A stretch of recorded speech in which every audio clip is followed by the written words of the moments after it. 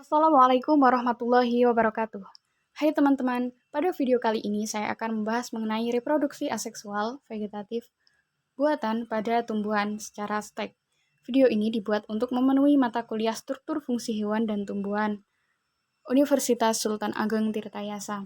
Sebelumnya, perkenalkan, saya Eka Edun Rohmah, NIM 40014190045 dari Prodi Pendidikan Ilmu Pengetahuan Alam, mahasiswa MBKM Universitas Sultan Ageng Tirtayasa dari Universitas Negeri Semarang. Tahukah teman-teman, tumbuhan dapat melakukan reproduksi aseksual secara alami maupun secara buatan. Secara alami, reproduksi aseksual atau vegetatif terjadi pada batang dan daun. Pada batang, reproduksi vegetatif dapat berlangsung melalui umbi batang, rimpang, umbi lapis, umbi palsu atau stolon, dan tunas batang. Untuk reproduksi aseksual buatan itu bisa, contohnya itu bisa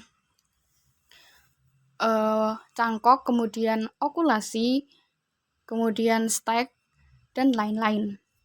Pada percobaan kali ini saya memilih menggunakan metode stek.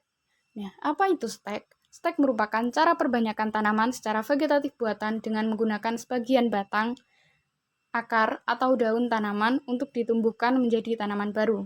Pada kali ini saya menggunakan stek batang. Nah, mengapa memilih metode stek? Karena alasannya yaitu stek memiliki beberapa keuntungan. Di antaranya adalah yang pertama, tumbuhan yang dihasilkan itu memiliki sifat yang sama dengan induknya. Kemudian, tumbuhan dapat ditanam dan pada tempat dengan permukaan tanahnya yang dangkal. Yang ketiga adalah mudah dan praktis untuk dilakukan. Yang keempat, cepat, murah, dan tidak memerlukan teknik khusus. Seperti metode yang lainnya.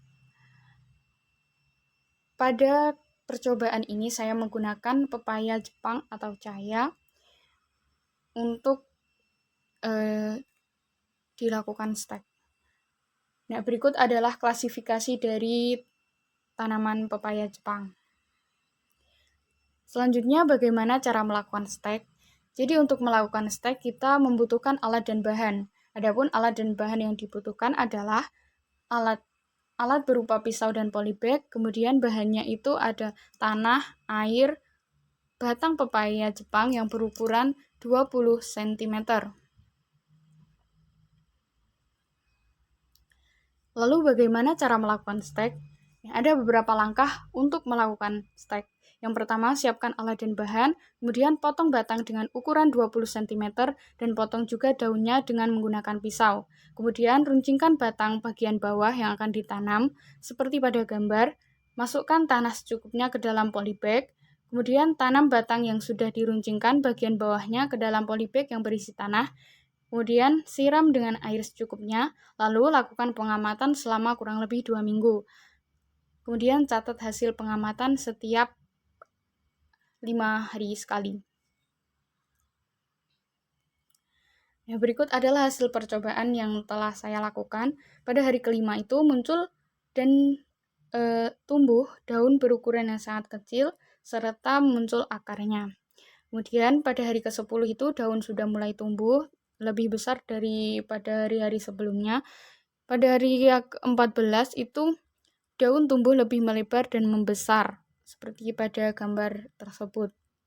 Nah, pada stek itu merupakan cara perbanyakan tanaman secara vegetatif buatan dengan menggunakan sebagian batang, akar, atau daun tanaman untuk ditumbuhkan menjadi tanaman baru. Pada stek pepaya itu menggunakan stek batang karena lebih baik menggunakan stek batang. Nah, keberhasilan perbanyakan dengan cara stek itu ditandai terjadinya regenerasi akar dan pucuk pada bahan stek. Kalau di sini berarti pada batang pepaya Jepang sehingga menjadi tanaman baru. Regenerasi akar dan pucuk itu dipengaruhi oleh beberapa faktor, yaitu faktor internal dan faktor eksternal. Adapun faktor internal yaitu tanaman itu sendiri, dan faktor eksternal atau lingkungan itu ada 4. Faktor internal yang mempengaruhi regenerasi akar dan pucuk adalah fitohormon yang berfungsi sebagai zat pengatur tumbuh. Adapun faktor lingkungan yang mempengaruhi keberhasilan pertumbuhan stek yaitu media perakaran, suhu, kelembaban, dan cahaya. Oke, cukup sekian yang dapat saya sampaikan. Thanks for watching, selamat mencoba.